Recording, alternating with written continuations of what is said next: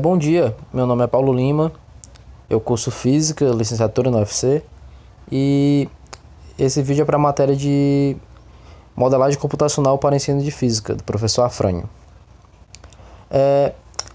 A, a tarefa dada foi fazer uma simulação que trabalhasse com a cinemática da partícula. A ideia que eu tive foi fazer um jogador de futebol chutando a bola que vai direto até a trave. Aí eu calculei a distância para a trave e eu deixo o aluno alterar as velocidades em x e em y. E a ideia pedagógica disso é que o aluno vá alterando as velocidades e vá vendo o que funciona e o que não funciona.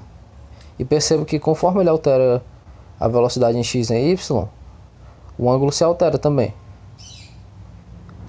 A ideia é que ele vá testando e tente acertar o gol. Ele veja que com essa velocidade é muito fraca, vai muito devagar. Já com a velocidade em y maior, a bola vai mais alto, mas continua sem ir tão longe. Então ele chega até que ele chegue numa velocidade que dê certo para ele acertar o gol.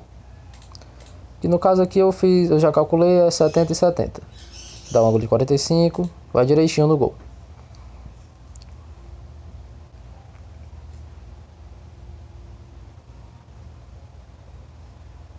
Show. A bola vai direitinho lá, chega no fundo do gol e para. Agora, isso foi a ideia do aluno, né? Ele vai calculando, ele vê a distância da trave, ele vê que para um ângulo de 45, qual velocidade ele vai usar em x e y. Isso é o trabalho do aluno. Agora, o meu trabalho como professor, como desenvolvedor da simulação, foi o seguinte. Quando eu tive a ideia, a primeira coisa que eu fiz foi fazer esse background, né? Foi pegar esse campo do fundo. Depois de colocar o campo do fundo, eu fiz a linha para eu pegar a distância, coloquei o PNG da trave, coloquei o PNG do jogador. Feito isso, eu fui para o modelo matemático. Primeiro, o modelo que a bola respeita. A bola ela vai se mover a coordenada horizontal x e a vertical y, em que para todo y maior que menos 2, que é a altura dessa linha, a bola vai seguir a equação do movimento oblíquo normalzinha dela, que é v0y vezes t mais AY, que no caso é a gravidade, vezes t, que é t ao quadrado, dividido por 2. Esse AY é menos g, né? Porque como a bola está subindo, a gravidade está no sentido contrário. Toda a matemática que nós já estamos acostumados. Em x, para todo x menor que 1000, o 1000 é bem aqui no final da trave. Para todo x menor que 1000, a bola vai seguir um movimento retilíneo uniforme, seguindo a v0x vezes t, e só isso.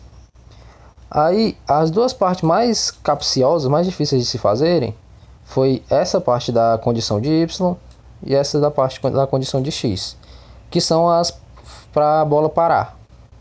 O que eu fiz? Para todo y menor ou igual a menos 2, ou seja, todo y, deixa eu pegar um objeto para desenhar, ficar mais fácil. Todo y abaixo dessa linha aqui, ó, todo y daqui para baixo, um pouco mais baixo, todo y daqui para baixo, assim que a bola chega em um y desse, a posição dela se equilibra como menos 3. E ela não para mais disso. Ou seja, quando ela chega na posição menos 2, ela para de descer. E o x, para ele parar, o que eu fiz? Quando o y chega na posição menos 2 também, ou seja, quando a bola toca o chão, o x vai se fixar no último x. Ou seja, ele vai parar de aumentar. A posição x vai ser a mesma da anterior. Se a gente faz isso, eu vou colocar uma velocidade em x maior, em y menor, para a gente ver o que acontece. A gente vê que a bola para quando ela toca o chão.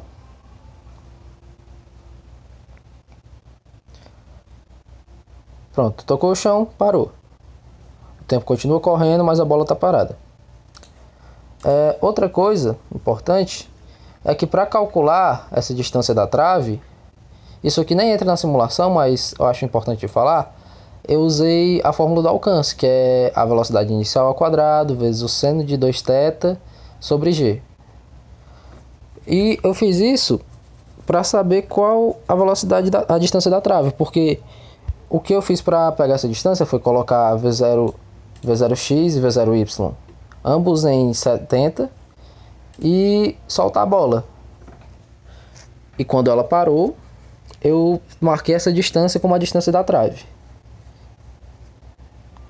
Então eu já sabia qual a velocidade inicial que eu iria querer, que é 70 dos dois lados, de y e x.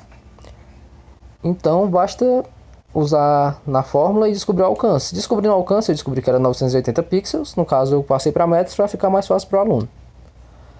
Assim a gente consegue fazer com que o aluno tenha algo para trabalhar. Agora, passando para o gráfico, nós temos várias coisas para mexer com ele. Nós podemos fazer, por exemplo, o gráfico de y, do espaço em y em função do tempo t. O que é que vai acontecer? Vai fazer uma parábola, né? Conforme está mostrando no gráfico e na própria simulação. O desenho vai ser o de uma parábola. Outro gráfico bom de se fazer, o da velocidade. A velocidade em x, variando com o tempo, vai sempre... Opa, deixa eu reiniciar. A velocidade em x vai sempre se manter constante, porque é um movimento retilíneo uniforme, né? A velocidade em y, o que é que vai acontecer com ela? Ela vai começar como máximo e vai diminuindo. Por quê? Porque quanto mais ela sobe, mais ela está sendo desacelerada. Quando ela chega no ponto máximo dela, que é bem aqui, ó. Opa, pronto. Quando ela toca o zero, que é o ponto máximo dela, a velocidade dela chega em zero e começa a se tornar uma velocidade negativa em relação ao nosso referencial. Então fica descendo. E daí a gente consegue tirar várias coisas. A gente consegue tirar o gráfico de muitas coisas. E isso fica para o aluno, né? Agora, o mais importante, ao meu ver, é que o aluno pegue as velocidades iniciais. Quando começa, eu deixei setado as 2 em 25, para assim que iniciar.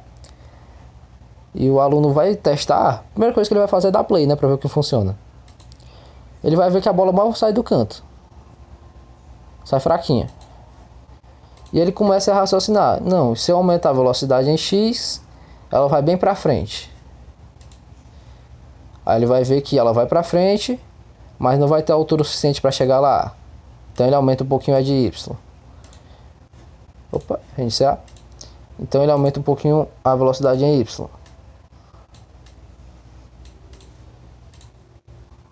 E daí vai testando. Até que ele chega na trave. E é interessante, como eu fiz um corpo extenso, né, que é a trave, o jeito de chegar lá não é só o jeito que eu peguei como base, que é o de 70 e 70. Por exemplo, assim provavelmente vai chegar lá, com a velocidade em x 80 e a velocidade em y 60. Ó, chega certinho também. Existem vários jeitos de chegar lá. E o aluno vai notando isso e vai se perguntando por quê. E, ao meu ver, é assim que se faz a ciência, né? Se perguntando o porquê das coisas. E ele tendo essas perguntas, ele vai chegar nas respostas. Seja ele por si só ou com a ajuda do professor. Então é isto.